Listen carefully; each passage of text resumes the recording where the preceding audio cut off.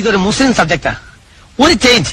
കല്ലായിലെ മരവ്യാപാരിയായ അവറാൻ ഹാജിയാർക്ക് 3 ഭാര്യമാർ. 3 ഭാര്യമാരോ? അതെ. ഈ 3 ഭാര്യമാരിലായി 4 ആൺമക്കൾ. ആദ്യ ഭാര്യയിൽ ഇരട്ടവറ്റ 2 ആൺമക്കൾ ഹസൻ റഷീദ്, രണ്ടാമത്തേതിൽ ഹനീഫ്, മൂന്നാമത്തേതിൽ അസീസ്. അവറാൻ ഹാജിക്ക് വയസ്സായി.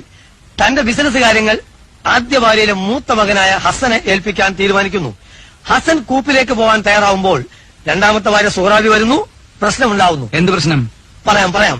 അതാണ് കഥയുടെ മെയിൻ ത്രെഡ്. പണ്ട് ഹാജിയാരും രണ്ടാമത്തെ ഭാര്യയും കൂപ്പിൽ നിന്നും ജീപ്പിലേറി താമരശ്ശേരി ചുരമിറങ്ങി നാട്ടിലേക്ക് വരികയായിരുന്നു. ആ സമയത്ത് ജീപ്പിന്റെ ടയറിൽ ഒരു മുള്ളുകൊണ്ട് സൈഡിൽ ഒരു ദ്വാരം വന്നു.